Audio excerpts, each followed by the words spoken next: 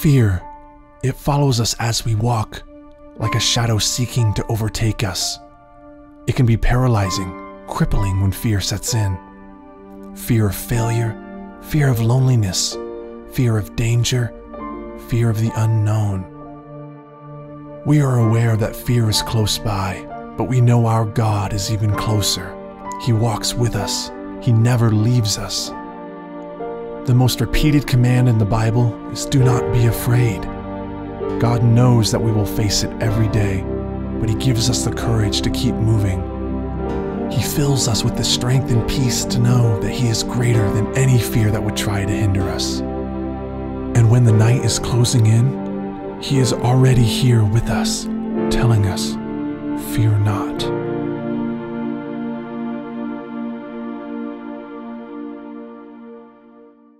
If you tried to describe what God is like, it could be difficult or daunting. But when the people who wrote the Bible pondered the mystery of God, they consistently described God's character in this way: compassionate and gracious, slow to anger, overflowing with loyal love and faithfulness.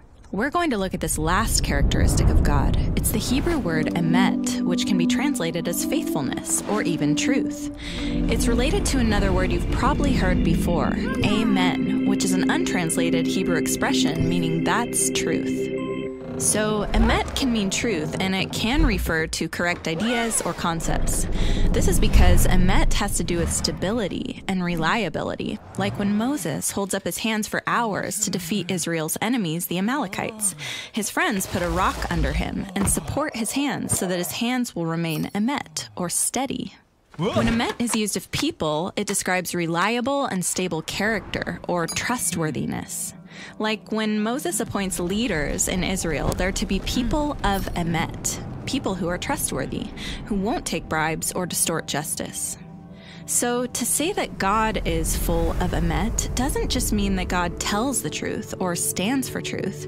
It means that God is faithful and trustworthy.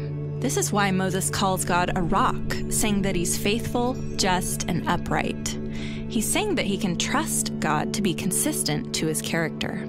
And the Hebrew word for trust is actually the verb form of the word emet. It's he'emin. It can be translated as to believe or to have faith, but most basically it means to consider someone trustworthy or to trust. The first person we meet in the Bible who considers God to be trustworthy is Abraham. God makes a promise that Abraham and his wife Sarah will have a huge family and that through them, all nations will experience God's blessing.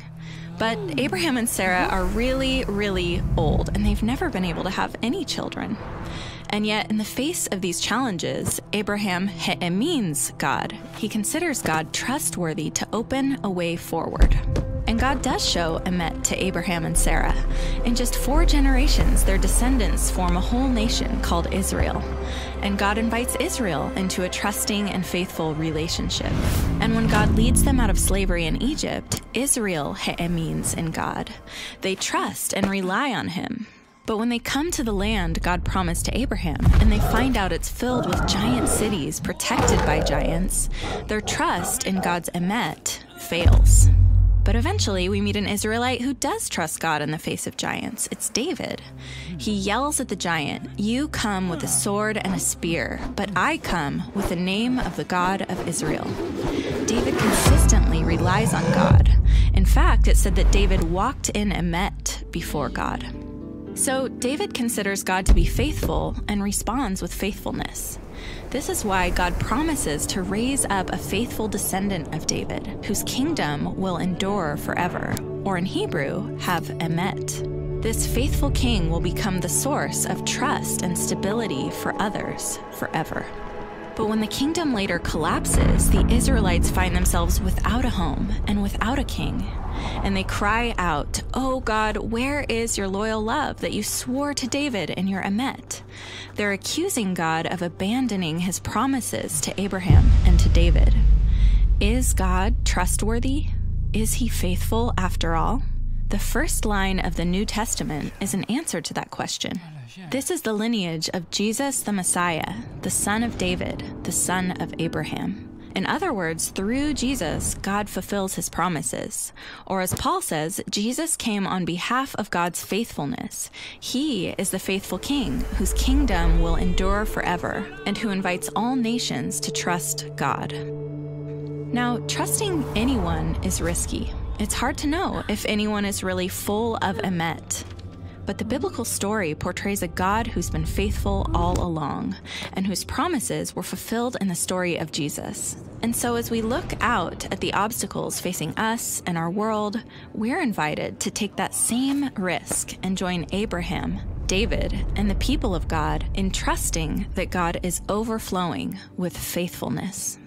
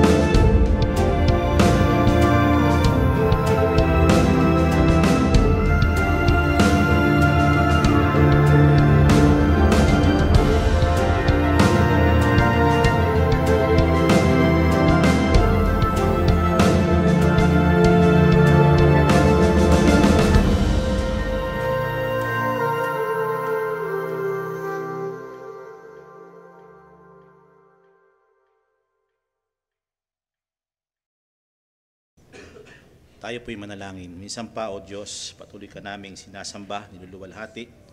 Salamat po sa iyong kamangha-manghang magawa. Panginoon, pinupuri ka namin, Panginoon. Even, Panginoon, sa single, Panginoon, na iyong gawa ay kamangha-mangha.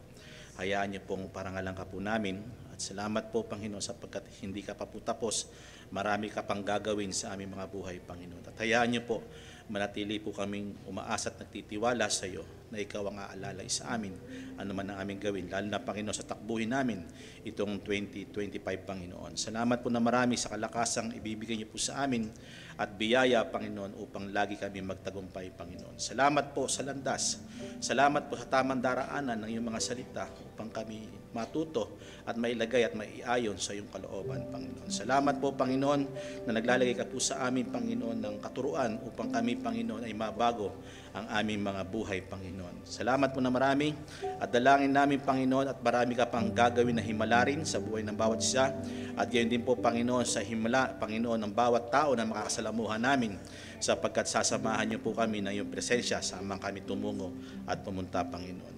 At salamat po, Panginoon, sa pagkakataong ito, hindi pa man namin napapainggan ang iyong salita, Panginoon. Naasahan po namin nakikilos ka, Panginoon. Ito'y makapagbabago, magbibigay ng kagalakan, magbibigay, Panginoon, sa amin ito ng kapahingan at tunay at kapayapaan, Panginoon. At ito'y magbubunsod, Panginoon, ng kagalingan ng bawat isa po sa amin.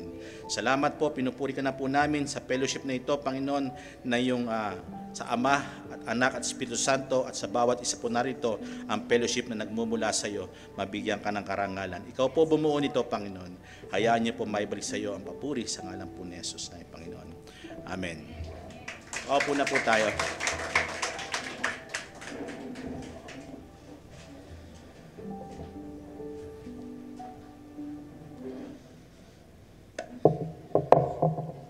Isang mapagpalang second Sunday po sa ating bawat isa sa atin. At please po, paki-silent po yung ating mga phones. Okay. Para hindi po tayo madistract. Okay. Handa na po tayong makinig at tayo ngayon ay mag-aral. Naputol po yung ating aral nung nakaraan at meron pa po tayo natitirang 3 verses. So I hope na matapos ito sapagkat may magtuturo po sa susunod. At kung ako'y galing sa Qatar no isang araw at pamuntang UK, at siguro po ito, galing po ito ng sa ambang bansa to, Deacon. So bahala na po kayo pagdating sa panahon na yon sa linggo. Okay. Pagpalain ng Panginoon sa buhay ng bawat isa. At ngayon po ang tema po natin, extension po ito, tahakin ang landas tungo sa pagkatagumpay. So merong landasin para tayo magtagumpay. Ang problema, may landas na nilagay ang Panginoon, hindi natin pinupuntahan. kaya hindi nagtatagumpay ang Kristiyano. So, napag-aralan natin nakaraan, may mga tanong. So, paano nga ba ito makakamit ang tagumpay? Kasi ang tagumpay, naroon na tayo, ang pangalan natin sa aklat ng buhay, may kaligtasan na po tayo. Amen po ba? Pero sa tagumpay na ipinagkatiwala niya sa atin, papaano? Ang pinag-aaralan po natin yung bawat ministry pinagkatiwala ng Panginoon sa atin. Kasi napakasarap isipin yung salitang pagnilay-nilayan, ang salitang come, welcome to the joy of your master. Di ba? Sasabihin ng Panginoon yun. Pagkatapos yung race. Amen. Ngayon, pwedeng pagkatapos ng race, may hindi nagtagumpay. Pero ligtas. Ang gawa niya ay masusunog. Can I hear amen? Ayaw natin mangyari yun. Ang tagumpay, ligtas na tayo. Pero yung ibang sinasabi sa ating pinag-aaralan sa ngayon, yung mga gifts na pinagkatiwala sa atin ng Panginoon, ano ginagawa natin? Pinapabayaan ba natin? Una, ang text po natin, Philippians chapter 3, verse 12 to 16, at babanggitin ko po, mahalaga po yung sinabi ko nakaraan, yung vision. Lahat ng Kristiyano may vision. Kasi kung binigyan ka ng Panginoon ng kaligtasan, may ipagagawa sa iyo ang Panginoon. Hindi po pwedeng wala. Hindi po pwedeng Kristiyanong standby. Sa kalsada lang po yun. Po pwedeng tumambay. Hello? Pero ang Kristiyano hindi dapat tumambay from blessing. Kasi merong ibinigay ang Panginoon sa kanyang regalo at gifts para siya ay maglingkod sa Panginoon. Hello? Kaya ibinigay yon para gampanan niya ang tungkulin. Amen. Hindi yung binigay sa iyo para maglamyerda. Una, naglagay po tayo, mahalaga po yung vision kasi bawat gifts na binigyan ng gifts may ipinakita kung saan pupunta. Hello? Hindi po pwedeng hindi mo alam kung saan ka pupunta kung ikay Kristiyano. Pwedeng short vision, meron yan, at merong long-term vision. Ang long-term vision ay yung papunta tayo sa buhay na walang hanggan. Alam natin yon, unang-una po yon. Pero yung sumunod na pag-aala, meron tayong mga yearly na gustong gawin sa buhay bilang isang Kristiyano, di po ba? Pero yung pag-aaral natin ngayon, ano yung gusto nating marating, maging successful dapat yung ministry natin? Can I hear amen?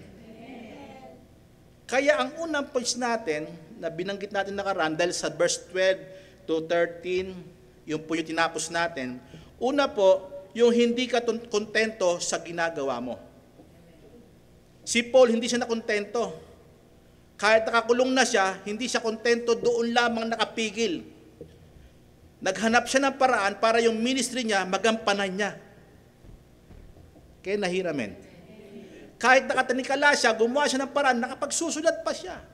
Sabi nga ni Brother Fred, nag-usap kami, Pastor, para ang hirap mag-ano nun ah. Walang ilaw nun. Paano yun? Kundi doon lang sa mga nakapader. Maaring sa kulungan, madilim. Ginagawa niya yung pagkakataon, halimbawa, maliwanag na, doon siya nagsasamantalang magsulat. Amen. Gumawa siya ng daan. Hindi siya nakontento. Tapos na ba yung mission niya? Hindi. Ang mission niya, magsulat pa ng aklat at ngayon ay napapakinabangan natin. Can I hear amen? Kasi tayo nakikinabang nito, mostly sa atin na ngayon. Napakayaman pala itong aklat na ito para sa atin, na isinulat niya. At pangalawa, na point po natin, determinadong maglingkod kahit nakakulong, determinado siya. Hello? Kasi doon nga sa kulungan, nakapaglingkod din siya sa mga tao doon. Pagkatapos na, naglilingkod siya doon, pati pang mga missionary niya. First and second missionary, sinulatan niya pa rin. Naglingkod po siya ng tuloy-tuloy, hindi po siya determinado. Ang ibig sabihin ng determinado, intentionally, ito'y pasugod siya, hindi siya patras. Hindi niya tinitingnan yung sarili niya, ay nakakulong ako, hindi na lang ako gagawa sa ministry. Hindi po ganon. Po pwedeng mangyari sa buhay natin yon. Pangalaw, ang under po niya, ito'y napaganda na ipinapakita bakit siya naging determinado. Kasi una, nililimot niya yung nakaraan. Kasi nag-move on siya, kahit nakakulong siya, hindi niya inaano yung nangyari. Alam niya, may pinapagawa ang Panginoon sa kanya, kaya nililimot niya yung maaring magandang bagay na sana ay meron siya. Karangalan, kasi Hudyo siya. Sa Pariseo, tagasunod siya. Karangalan, meron siya. Pero inari niyang kalugihan yon, nabanggit natin nakaraan. Pangalawa, na under po niya ng determinadong maglingkod sa verse 13, yung nakatuon ng panginingin niya sa hinaharap, bisyonero siya. Hello? Sabi niyo po, bisyonero. Nakatingin po siya doon sa pupuntahan. Hindi siya nakatingin sa sitwasyon niya. Nakatingin siya sa ministry pinagkatiwala ng Panginoon sa kanya para makarating doon sa pinagagawa ng Panginoon na kompleto. Sabi niyo po, kompleto. Hindi po kulang. Ang sikreto, may nililimot siya. Like example tayo, di ba, yung asawa ni Lot, hindi niya makalimutan kung anong karangyaan meron siya. Nasama siyang naging haligi po siya ng asin. Kasi bakit? Di niya malimot eh. Di ba? Yung karangyaan meron siya. Si Paul, ang karangyaan meron po siya. Pero hinari niyang kalugihan iyon. Kasi may tinutungo siya na gusto niyang marating. Kasi siya ay bisyonero. Every Christian ay bisyonero. Kaya sumasama tayo sa mga church o kapatiran, meron silang ipinapakitang vision sa atin na gusto mong puntahan din. Sasama ako dyan, maganda pala ang pupuntahan eh. Hello? Halimbawa na lang, may lakad yung kagbabaihan, kung pangit yung pupuntahan, hindi na ako sasama. Di ba? Pero alam niyo pupuntahan maganda, sasama ka. Di po ba? Gayon din yung ikaw mismo sa sarili mo. Sasabihin mo sa pamilya mo, anak, ang ganda doon, hindi ka pa nakakarating. Kailangan alam mo yung magandang pupuntahan ng pamilya mo. Amen. Ito po ang ating naiwan, at yun po yan. At nag-iwan ako ng isang salita, yung what consumes your mind controls your life. Kung puno ang isip mo na kung ano-ano, yun na magpapatakbo ng buhay mo. Yun na magkocontrol. Pero kung ang vision na ibinigay sa iyo ng Panginoon, ito, saan ka mabubuhay? Doon sa vision na ibinigay sa iyo. Amin po ba? Kasi yun ang laman ng isip mo eh. What consumes your mind controls your life. Naiwan ko po nakaraan yun. Ngayon, kaya nga ang advice po na sinabi ko nakaraan, stay focused on the goal. Ano ba ang goal ng Christian life? Magkamit lang ba ng buhay na walang hanggan? Yes, totoo po yun. Pero bawat buhay ba natin palpak? Bawat takbo ba natin sa taong ito, ang dami nating lapses sa paglilingkod. Ang dami nating kulang. Hindi ganun ang Christian life. Lumalago. Kung may pagkukulang nun, maiaayos sa ngayon. Tutunguhin natin yung pinakamainam. Kaya nga ito'y tahakin ang landas tungo sa tagumpay sa life na ito bilang isang Kristiyano. Amen. Pangatlo na points na at pang-apat po tayo, pero dalawa po ito, I hope na makita natin ang kagandahan ng aral na ito na sinulat ni Apostle Paul sa mga taga-Pilipay. Okay, pangatlo, kapatid, meron po dyan. Okay, verse 14. Basahin po natin ng sabay-sabay. Go! Si Paul ang sipag, kahit nakakulong ang sipag. Sabi niyo po masipag. Hindi na kailangang utusan. Si Paul hindi inutusan. Ano nagdadala sa kanya? Yung vision niya. Hello? Kaya hindi siya blessing. Ay, nakakulong na ako. Kailangan sipagan ko pa. Yun ang isip niya. Verse 14, kapatid, tingnan po natin yung, bakit ko nilagay yung may kasipagan sa paglilingkod? Kasi karamihan sa atin, pinapaubaya na lang sa mga leaders. Pinapaubaya sa iba.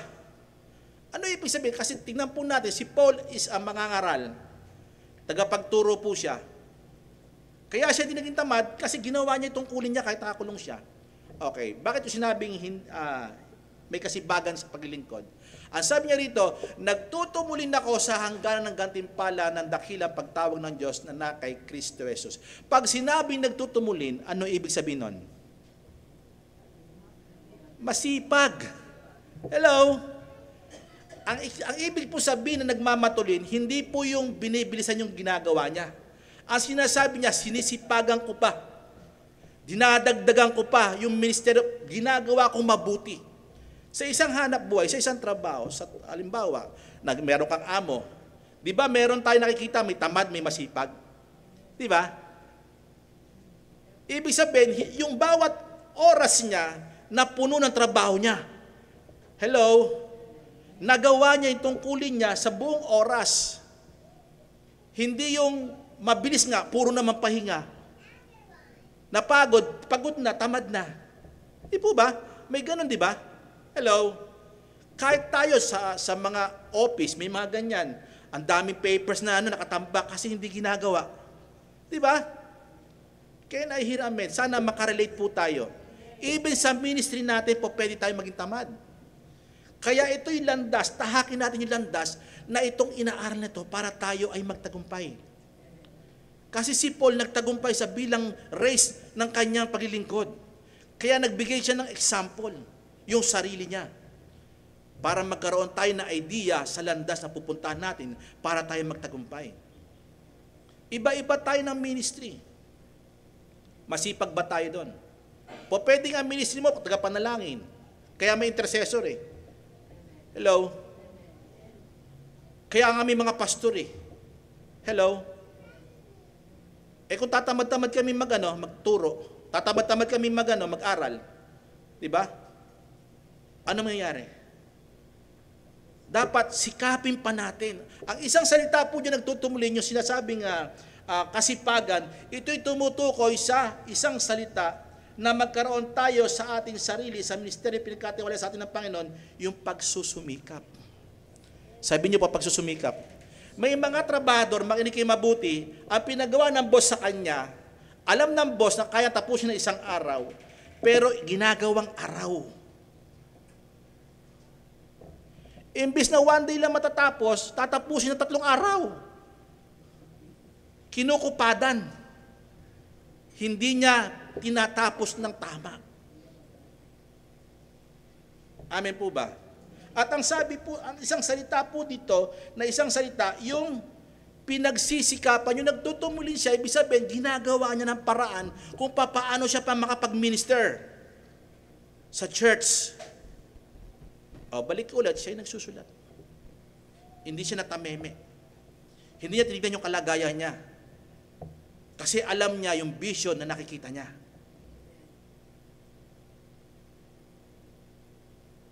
Ito pa ang isang salita, yung hindi tatamad-tamad. Pag nagsisikap ka, hindi ka tamad. Kaya ang sinabi ko kanina, may kasipagan sa paglingkod kasi dito nagtutumilin siya sa hangganan kasi meron talaga dong hangganan ng ating buhay. Yung paglilingkod natin may end. Hello? Hindi tayo habang buhay maglilingkod. Kasi pag rapture na, tapos na yung paglilingkod dito sa lupa. Amen. Ngayon, meron tong hangganan eh. Alam natin, matapos yung hangganan nyo, parang nung nakaraan nga, sinabi nga natin eh, hindi parang ako nagbabakasakali na maabot, kundi gusto niya talagang abutin. Determinado po siya. Baka sakaling doon na yung rapture, habang nagsusunod siya, gagawa ko kasi baka madatnan ako ng Panginoon eh. Hindi na yung ministry ko, pinababayaan ko. Kaya itong taon na to dapat mag-focus tayo sa ministry meron ka. Kung ano man yan. Merong dakilang magbigay. Ministry po yun. Ministry of giving. Hello? Kasi pinagkatiwalaan siya sa ganun yan. Iba-iba po. Kaya naging mainam ang takbo. Mapagtagumpay. Amen. At ang sabi po rito, nagtutumulin, ibig sabihin nagsisikap siya, o dahil ito'y sinasamantala niya, yung oportunidad, even siya ay nakakulong. Tingnan po natin, yung bawat pagkakataon na buhay pa siya, ginagawa niya pa. Hindi pa naman siya patay eh. Yung ministry niya, gagawin ko, di pa ako patay eh. Pagpatay na ako, tapos na itong pagsusulat ko. Hello? Ngayon, sa ministry natin, pagpatay na ako, hindi na ako ganito. Pero ang tanong, kung ginagawa natin o hindi ang ipinagkatiwalang kaloob sa atin ng Panginoon, Question mark yun, kayo po, nakakalamat ako sa sarili ko. Ano to, daily basis ng buhay mo, nagagawa mo ba ang ministry mo? Family. Una, kaya lagi mo kasama yan eh. Amen. Ang church, huli na lang po ito eh. Kaya nahiramin, ano ministry mo sa pamilya mo? Tama. Ayos. I-provide ang lahat ng pangangailangan. Amen. Kasi si Paul, wala siyang family. Kaya inilaan niya yung buhay niya. Tayo, may pamilya tayo. Ilan din ang buhay natin sa pamilya, sa kapitbahay, sa trabaho, kung meron ka. Hindi naman lahat nandito sa pagpapastor eh. Amen.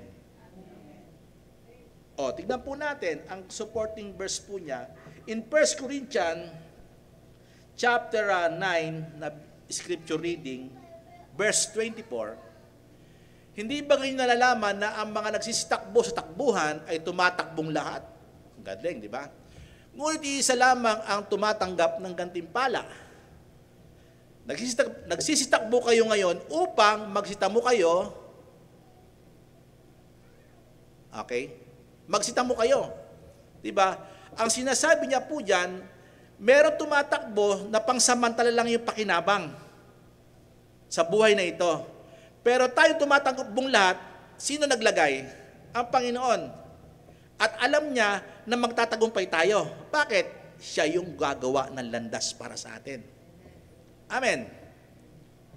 Anong gagawin natin? Tumingin lang tayo sa Kanya. Sa pinagagawa niya sa atin. Okay. Yung sinasabi niya po dyan, in-example niya po dyan yung pagtakbo. Bawat Kristiyano ay tumatakbo sa tagumpay. Ano po ibig sabihin ng tagumpay? Yung ministry mo pinagkatiwala, magtagumpay ka dyan. Hindi ka binigyan ng ministry para ikaw itiwangwang ng Panginoon, bahala ka na sa buhay mo. Hindi po ganoon ang Panginoon. Ang Panginoon, tutulungan ka niya the more na ikaw ay nagtitiwala sa Kanyang binigay mo, nakita mong vision sa Kanya. Amen. Ngayon, parang nawawala ka, ibig sabihin yung trust mo, nawawala rin. Yung kaninang nilagay po dito, dahil natatakot. Sabi niya mo, natatakot. Baka makulong din ako, pastor pag nangaral ako dun sa Diba? Ministry mo yan eh. Pag ministry yan, naandyan yung pinakaubod ng grace. Hello? Habang tumatakbo ka, naandyan yung biyaya, yung endurance. Amen. Hindi ka bibigyan ng takbuhin ng Panginoon na walang endurance na puso para magtagumpay ka. May mga nag-aaral dito, bakit nila tinitiis yung mga bagay na hindi magbarkada, gusto nilang maging doktor? Diba? Ano titiisin nila? Barkada, tabi muna. Kasi gusto nilang gumraduate. Diba? Hello? Ang graduation natin, pagbalik ng Panginoon o mamatay man tayo, tapos na yung gawa na pinagagawa ng Panginoon sa atin Kaya nga dito, pinapakita na dapat tayong tumatakbo, ay dapat alam natin na may pupuntahan. Pag tumakbo ka, hindi naman po pwede yung naandun yung finish line, dito ka tatakbo Hello? Ang mahirap sa lahat, may Kristiyano, hindi alam kung anong purpose ng buhay niya. Nakakalungkot po yun. Kasi bakit? Hindi nakatingin doon sa nilandas ng Panginoon at hindi nakatingin sa Panginoon. Habang gumagana tayo, habang gumagawa ka sa pinagkatiwala sa iyo, alam mo, matutuklasan mo kung saan ka papunta. Hello? Kasi may landas ang salita ng Panginoon. Amen po ba? Kaya dapat tayo'y masipag sa paglilingkod. Okay? Balik po natin sa verse 14, kapatid, ng Philippians chapter 3. Okay. Nagtutumuli, nagsisipag siya, sabi niya, sa hangganan, alam niya may hangganan. Sabi niya, pag nagawa ko na ito, hindi ba nakikinabang tayo sa ginawa niya? Pag tumatakbo tayo, alam niyo po ba, sabi ni Sister Weng kanina, may nag-cheer sa atin, di ba? Hello? Maaaring may nakikisyoso. Hello? Di ba? At sabi ni Sister Weng kanina, maaaring yung coach na anjo sumusuporta sa atin, di ba? Di ba? Okay yung sinabi niya yon, gusto ko po yon. Alam niyo po ba, nakatingin sa atin yung mga hindi rin mananampalataya. Mahahamon din po yan. But grabe pagsubok, pero hindi yung ministry niya tuloy-tuloy. Gayon din si Paul, tuloy-tuloy yung ministry niya kahit siya ipapatayin na. Doon pa rin siya nagsusulat. Amen. Yung last na testamento niya, sinulat niya kay Timothy, iaalay na ako. Makibaka ka na mabuting pakikibaka. Hindi pa rin niya napapagod magsulat. Kahit alam niya na mamaya titigukin na siya, iaalay na siya. Bibitay na siya. Ano ibig sabihin? Merong hangganan. Pag tumatakbo tayo, hindi lang naman para sa atin ito. Alam niyo ba si Apostle Paul, tayo nakinabang ng sulat sa ngayon? Amen. Nakatingin ngayon tayo sa Kanya. Bakit? Ang gandang example niya. Ginaya niya si Jesus Christ. Kaya doon tayo kay Jesus Christ tumingin din. Ito'y landas para tayo magtagumpay bilang buhay Kristiyano. At ang sabi niya po dyan, gantimpala ng dakilang, ano daw po? Gantimpala. Pag sinabing dakilang gantimpala, ibig sabihin, merong hangganan, yung isang salita po dyan, yung I press toward the mark of prize. Diba? Nagtutumulin ako sa hangganan para tamuhin ko ang gantimpala. Diba?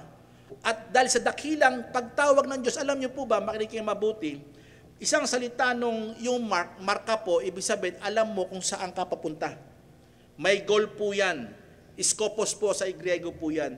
Yung high calling, makinig kayo mabuti, klesis po yan. Yan yung sinasabing, binigyan ka ng pagkakataon na invitation para tanggapin mo yung pinagkatiwala sa'yo ng Panginoon na regalo para maglingkod sa Kanya, para makatakbo ka ng maayos. Hello? Kung wala kang gift, hindi ka makatakbo ng maayos. Bakit? Di mo alam kung anong gagawin mo eh. Hello? Tatakbo ka ba? Lalakad ka ba? Magahay ka ba sa mga tao bago ko tumatakbo kung maganon ka? Hindi mo alam. Pero kung stay focus ka doon sa Panginoon, alam mo ang takbuhin mo bilang isang Kristiyano.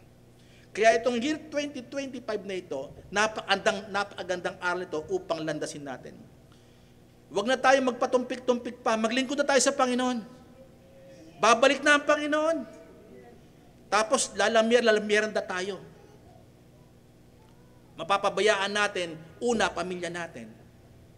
Bakit? Yung ministry natin, hindi natin ginagampanan. Amen. Akala natin ang ministry sa church, meron tayong ministry una sa pamilya. Sa lahat, accountable po tayo sa lahat. Dito nagkasama-sama lang po tayo dito para maipakita natin yung ibinigay na panahon sa atin, mapakinabangan ng Panginoon ng bawat isa. Amen. Magbigay glory sa Panginoon. To edify the church. Kaya gagampanan nyo ito doon sa pamilya nyo, pag-uwi nyo. Di ba? Hello? Hello? O nag-aral tayo dito, di mo ginapan sa pamilya mo, anong nangyari? Hindi ka nagsipag. At dito, isa pang salita, ba't ko ginamit yung salitang yung may kasipagan na maglingkod? Kasi sinasabi, dakilang pagtawag. Alam niyo, babalikan ko, may pumasok sa isip ko.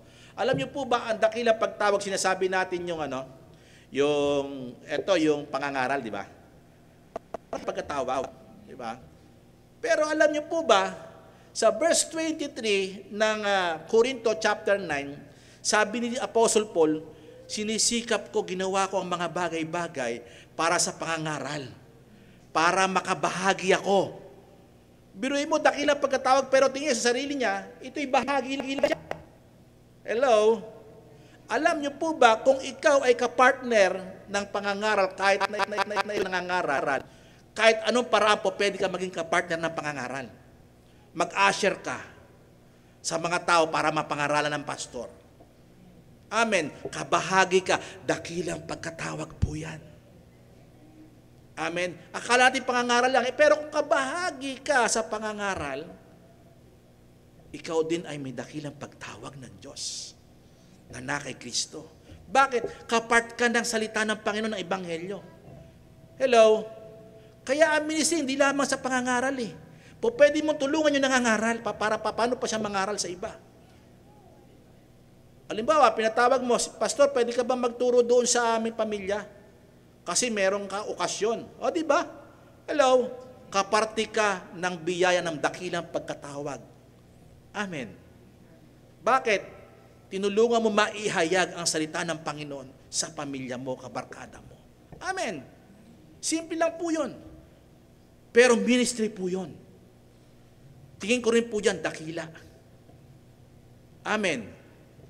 Part kayo ng pangangaral natin dito. Amen. In Philippians chapter 2, verse 12 to 13, ito po ang nakasaad sa salita ng Panginoon. Philippians 2, 12 to 13, kaya nga, mga minamahal ko, nasa Pilipos pa rin tayo, binalikan ko lang yan, chapter 2, chapter 3 tayo, kasi dyan din po siya nagsimula.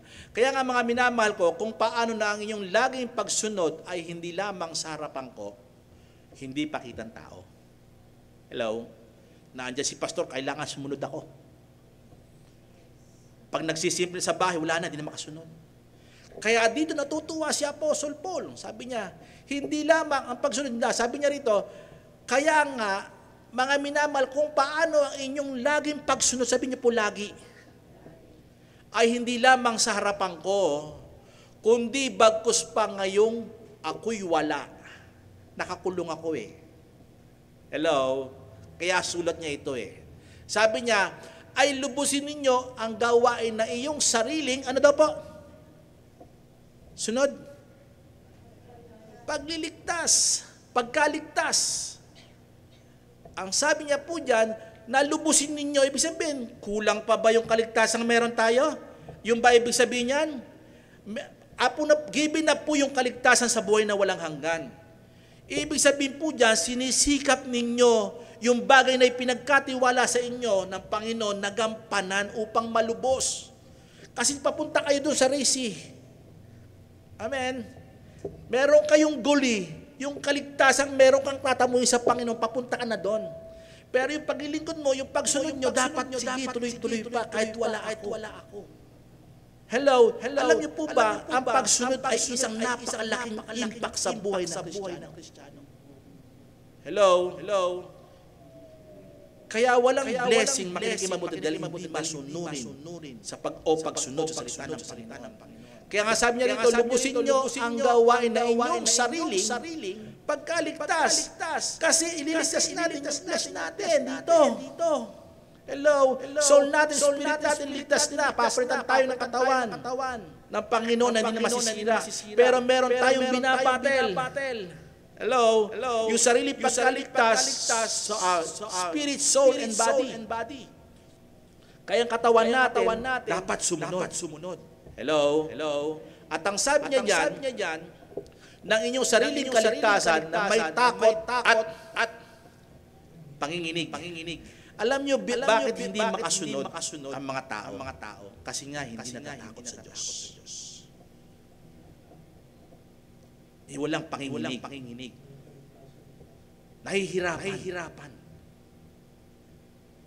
Kasi bakit?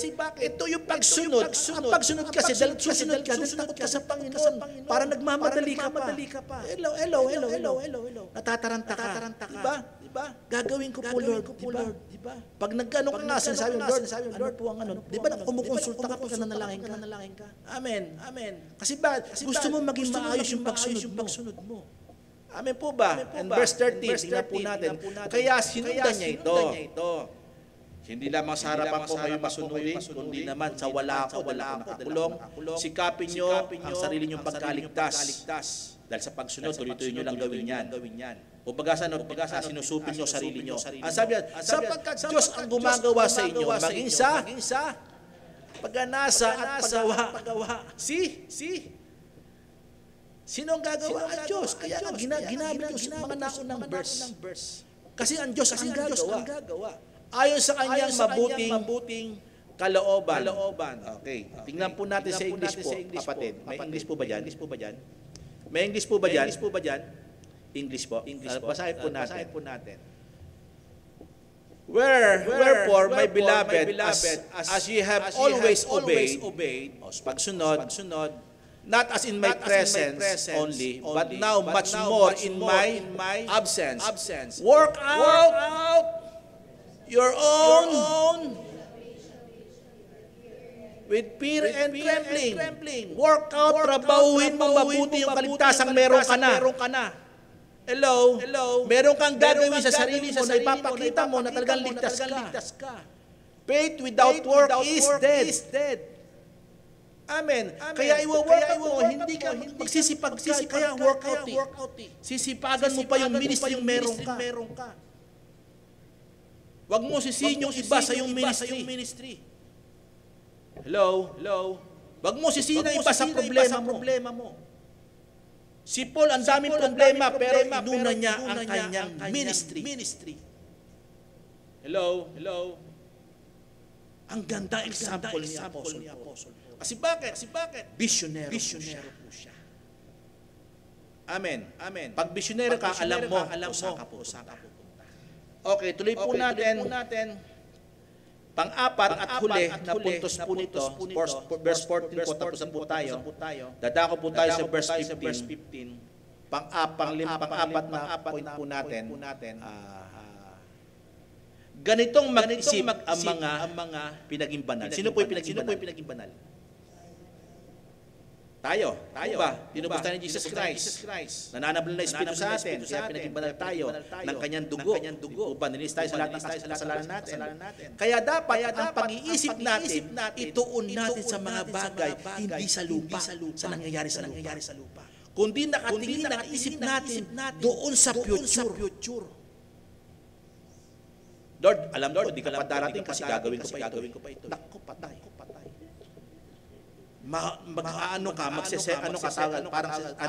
Magkakabig ka sa kaliwa o kanan. Hindi ka magpo-focus sa ministry. Baka malayo pa dumating ang Panginoon. Brad, sis, ano muna tayo? Baka hindi dumating pa pala. Nakalipayan. No, siya futuristic si Apostle Paul. Maaari dumating ang Panginoon habang ginagawa niya. Ganito mag-isip ang mga pinaging banal. Verse 15, 8-6. Tingnan po natin kung gaano ganda po nito.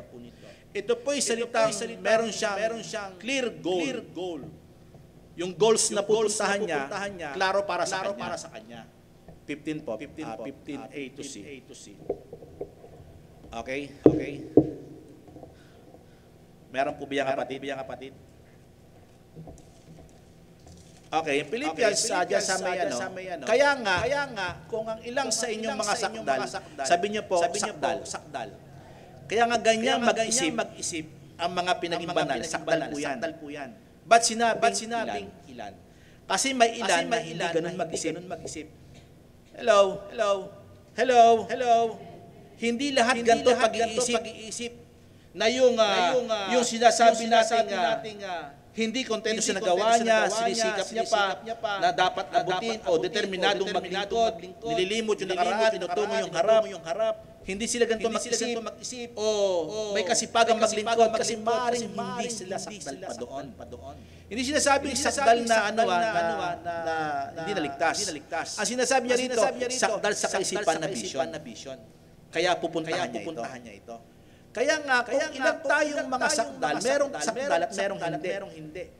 Hello? Sa pag-iisip, sa vision. Mahalaga po ito. Sabi niya, ay mag-isip ng ano daw po? Gayon. Dapat isipin yung mga naunang verses. Na dapat tayo ay hindi makontento sa ating ginagawang paglilingkod. Mas hihigitan ko pa to.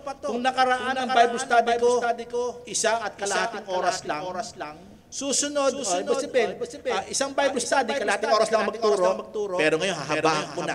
Hello, di ba ganon? May improvement. Hello? Amen. Mahalaga po ito. At kung ang sa may magkakaiba kayo ng iniisip, ayan, meron talagang iba pag-iisip. Makinig kayo mabuti, hindi ko muna pupuntahan po yan. Pero yung isang salita po dyan para sa kanya, para dito, ilan tayo mga sakdal, hindi lamang si Paul ganito mag-isip, even ang mga Kristiyano noon, na sinulatan niya sa mga taga-Pilipay, ang mahalaga po ito, meron po silang vision. Hello? Meron silang ministry ng katiwala ng Panginoon sa kanila para gampanan nila. Hindi lamang tayo. May ilan tayo. Ibig sabihin, hindi lang to isang vision. Sa isa lamang. Kundi bawat isa po sa kanila. Meron din naman. Kaya nagkakaisa po. Amen po ba? Maayos at tagumpay ang kanilang paglilingkod. Amen po ba? At ito po may clear goals. Puntahan po natin ulit yung supporting verses po niya. 1 Corinthians chapter 9, 25 na po tayo. Puntahan po natin yan.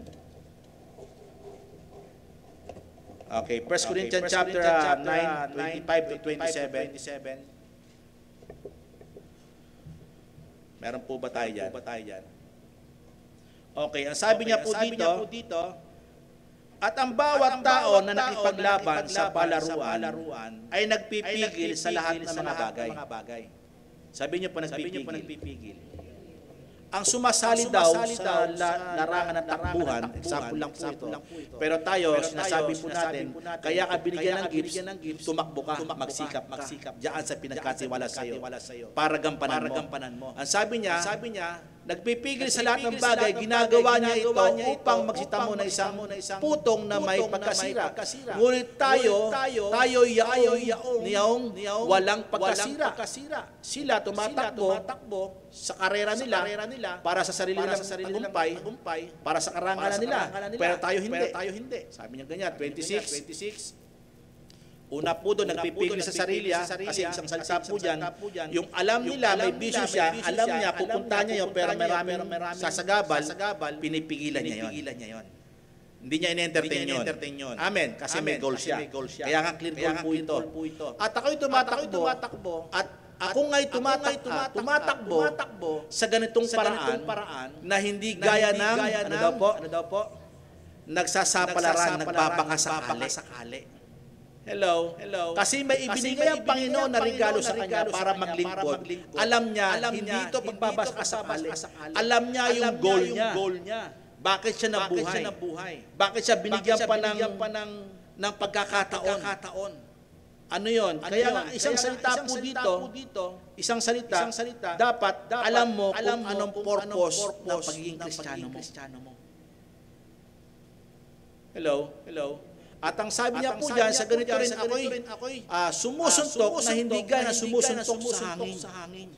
May tinatamaan. Ang ministry na Apostle Paul, tinamaan hanggang tayo, tinamaan ibig sa future pa. Tinamaan tayo. Hindi siya nagbakasakali. Ibig sabihin, gumagawa siya, nagsusumikap siya, nagkampan ito, alam niya, may tatamaan siya. Hello. Alam niya na merong makikinabang sa kanyang ginagawa. Una, nagpagamit siya sa Panginoon, sino nakinabang? Ang glory sa Panginoon. At sumunod, yung future tayo ngayon. Hello. Sapul tayo. May landas na ituturo sa atin. Amen. At ang sabi niya, ako tumatakbo sa ganitong paraan na hindi gaya na nagsasapalaran. Baka sakaling marating. Hindi po ganon. Si Apostle Paul. Ganon din tayo. Gusto mong gumraduate, hindi ka nagbabakasakali, mag-aral ka mabuti. Di ba? Hello. At ang sabi niya rito, sumusuntok siya, talagang tatamaan yung gusto niya marating. Kung saan siya mag-hit, anong gagawin doon? Alam niya tatamaan yun. Kasi bakit? Alam niya yung pupuntahan. Amen. 27. Ngunit hinahampas ko ang aking katawan. Papaano to, pastor? Pag sinabi hinampas, sinasaktan. Pag sumali ka ng palaruan, hindi ba dinisiplina mo sarili mo para mag-champion ka? Diba? Yung bawal. Yung illegal. Hindi ka maniniko para bumagsak ang kalaban. Hello. Magta-training ka ng sapat para yung endurance mo tumagal hanggang doon sa finish line. Diba? Pero tayo, ang Panginoon na naglagay. Ang Panginoon na naglatag na pupuntahan natin. Kailangan na lang natin magtiwala sa Kanya.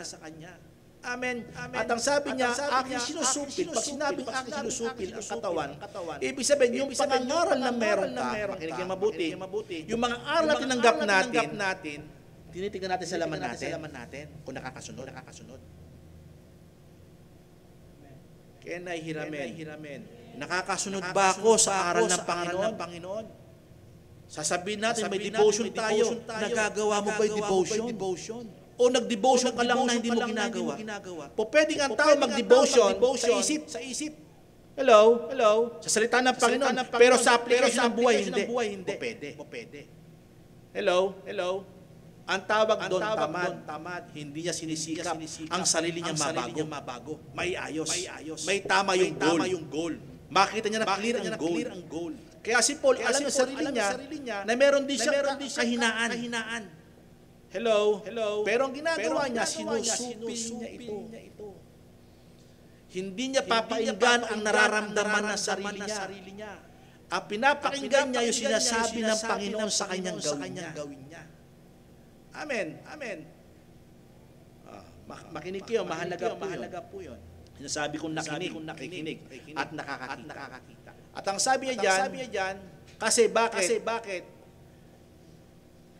Sa anumang paraan, baka sakaling sa anumang paraan, baka may tsansa. Ibig sabihin yan, na pagpangaral ko sa iba, ay ako rin ang takwil.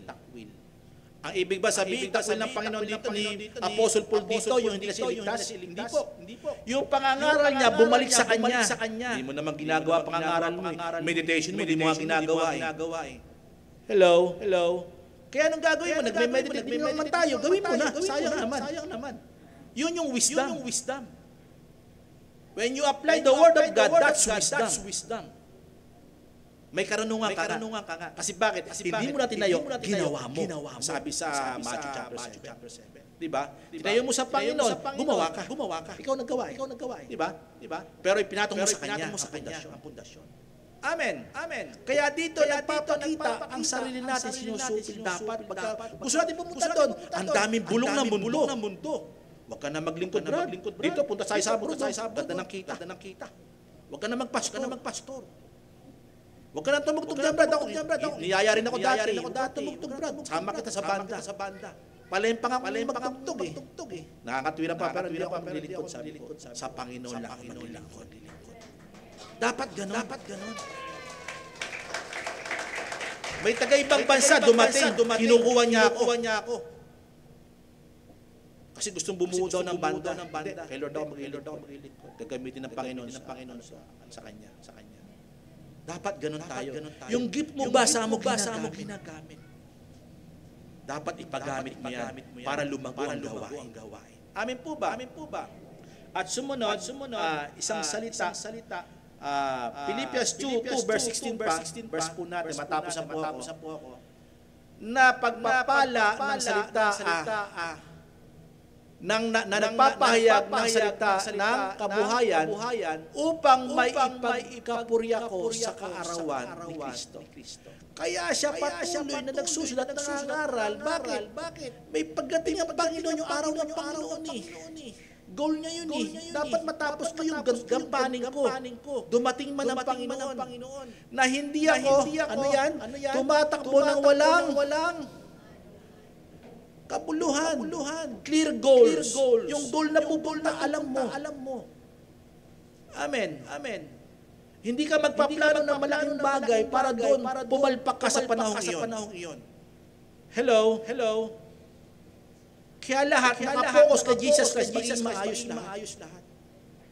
Hindi tayo susubo basta-basta. Hello? At ang sabi niya rito, tumatakbo ng walang kabuluhan, ni nagpapagalman ng walang. Ang pagpapagal niya may bunga. Sino yung bunga? Sa ngayon, tayo. Amen. Tayo ba, pag nawala dito sa buhay na ito, tayo ba yung pakinabang sa mga nakakita sa atin? Nakaranas sa atin, nakakilala sa atin? Meron ba silang maalalang aral para sa atin na ibinuhay natin sa ating pamilya, sa ating pagkabuhay bilang isang Kristiyano? Ano yung ating lifestyle bilang sa Kristiyano?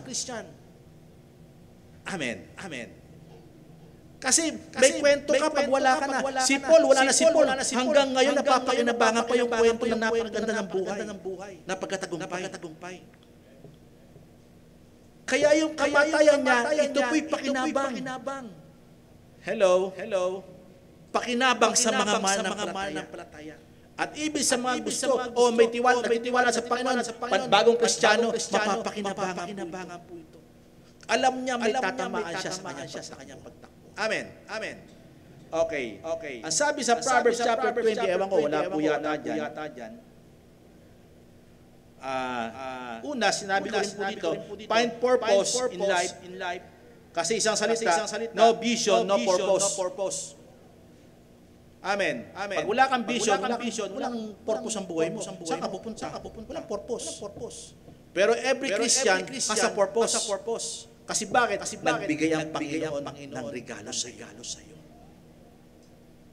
Ngayon, hanapin mo yung purpose. Bakit ka nandito?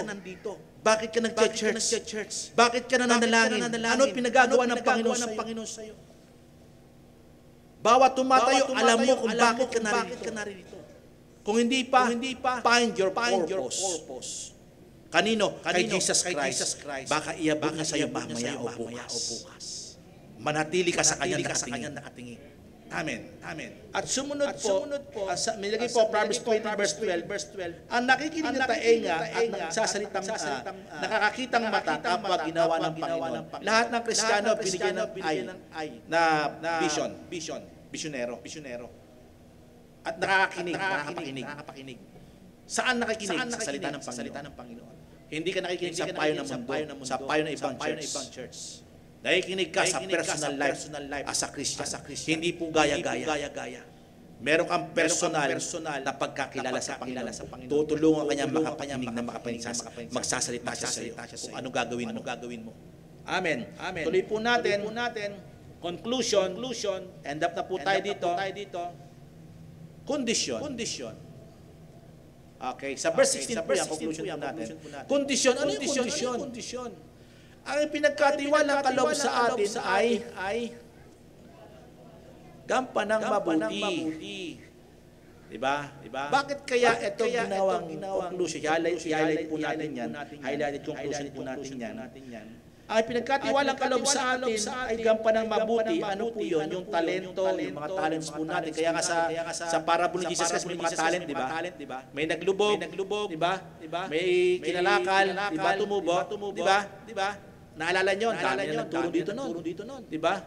Yung wala sa kanya, kunin pati sa kanya. Nanitira sa kanya, kunin ibigay sa iba. Di ba? Hello? May kaligtasan, pero kawawa. Bakit? Wala na siyang ibibigay sa kanyang paglilingkod. Kukunin pa kung ano natitira sa kanya. Ibigay sa meron pa. Amen. Tingnan po natin sa verse 16 kung ano ang ibig sabihin ng sinabing ito. Ipinagkatiwala ng Panginoon sa atin. Okay.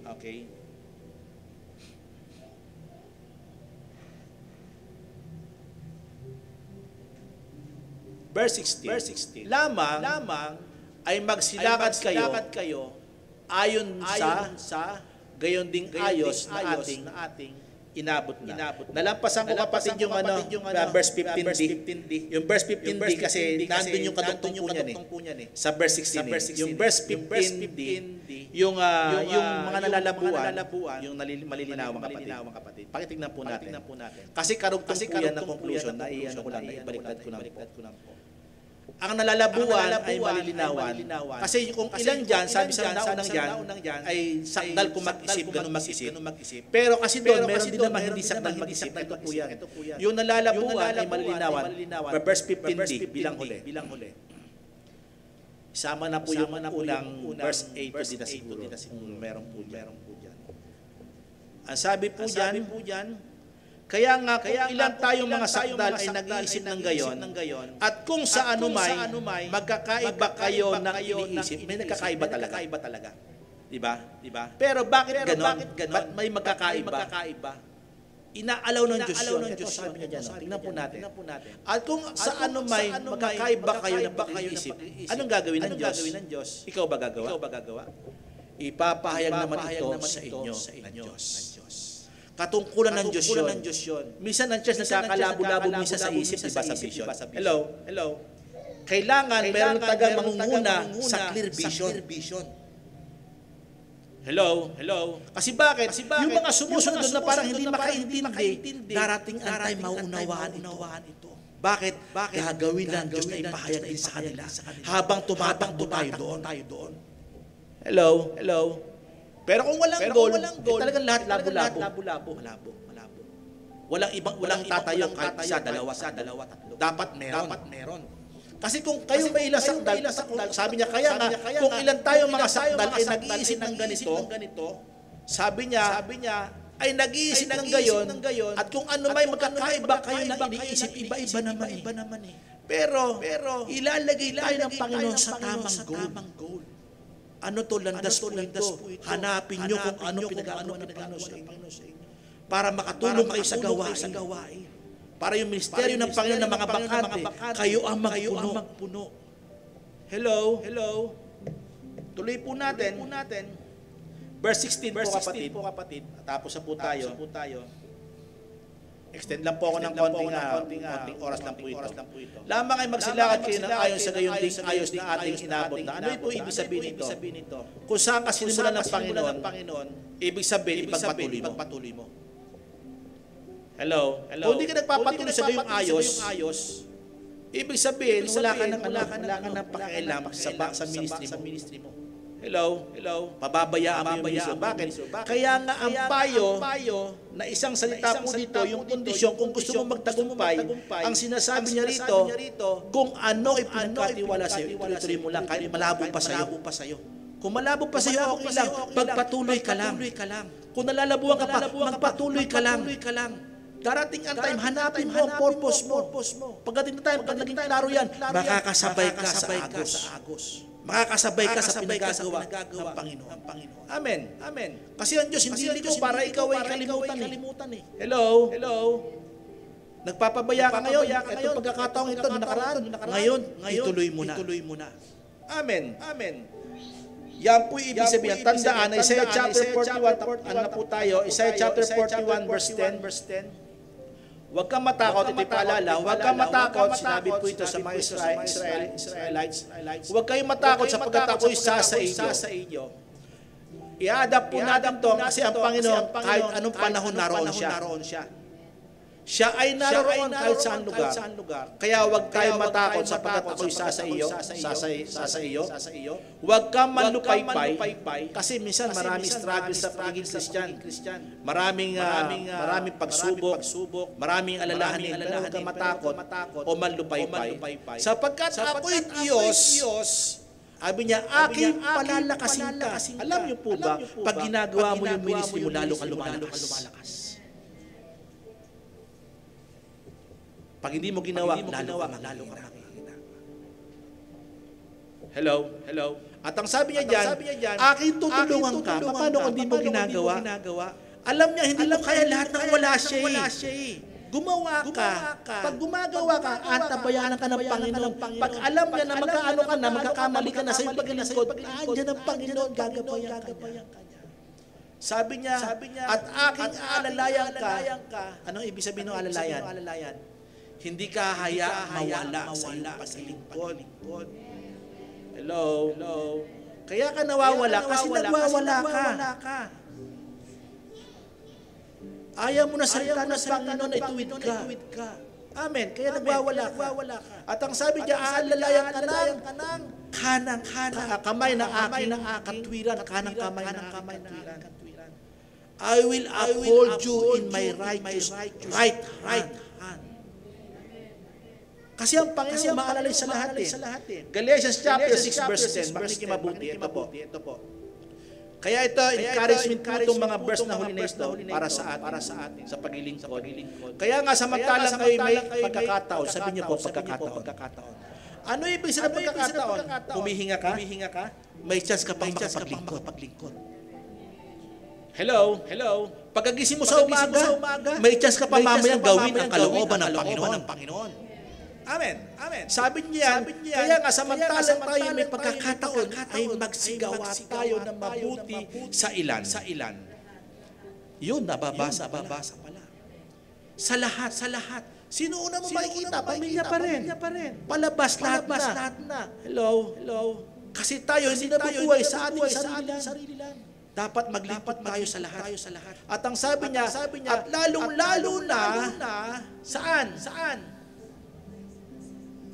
Kasambahay sa pananampalataya. Mas lalo to the more na dapat tayo maglingkod sa mga kapatiran. Kasi pagkatapos sa isang linggo, hapay yan siguro, lupay pa yan siguro. Pagdating ng church niyan, parang ayaw na mag-church minsan yan, dapat tayo gumawa sa kanila ng mabuti. Amen. Amen. Hindi sabihin natin, hindi ka nagsimba, brad, ano ba ginagawa mo sa buhay mo? Kawawa naman yun, hindi na magsisimba yun. Diba? Pero sinabi mo, brad, namin, alam namin na meron ka siguro pero alam mo ba, pag wala ka, diba? Ang sarap ng pakiramdam nun na. Diba? Pero wala ka naman, ano ba nagtatupag mo sa buhay? Ang hirap, diba? Kaya nga gumawa ng mabuti hanggang kakataon. Maalala nila yung mga mabuting ginawa natin sa kanila. Huli po nilagay po dyan, sinachallenge ko po kayo, sabi sa Proverbs chapter 3, madalas kong sabihin po ito, trust in the Lord with all your heart, and lean not your own understanding. In all your ways, acknowledge Him, and He shall direct your path. I-acknowledge mo, ano mang gagawin mo ngayon? Lord, maglilingkod ako sa iyo, Panginoon. I-acknowledge mo siya. Diba? Mag-trust ka muna. Lahat ng takbo na ginagawa mo, aayusin ng Panginoon, pagtatagupay tayo ng Panginoon. Pero pag wala na ambition mo, hindi ka magtatagumpay. Kaya nga tahakin natin ang landas ng pagtatagumpay. Landasin po natin. Una, tayo ay hindi makontento sa nagawa natin nakaraan. Hihigitan pa natin. Kasi ang Christian, progress po yan paglago niya. Amen. Dapat hindi tayo kontento. Diba? Dapat masigasig tayo sa paglilingkod, masikap po tayo. Dapat ang kaisipan natin, nililimot ang nakaraan, tinutungo ang hinaharap, visionero po tayo. Amen po ba? Kawawa ang bayan, di ba nabanggit ko nakaraan, kung hindi niya walang vision. Diba? Ito po'y masama ang mangyayari. How much more ang personality natin pag wala kang vision. Sa Panginoon, wala kang purpose. Mangangapa. Hanapin natin sa Panginoon. Matatagpo. Ang naghahanap ay makatatagpo. Ang kumakatok ay pagbubuksan. Ang naghahanap ay makasusumpo. Amen. Hanapin mo sa Panginoon, ibibigay niya ang kaligayahan ng puso. Amen. Yung paglingkuran siya, bigyan ng karangalan. Sa Diyos po ang papuri. Magandang umaga.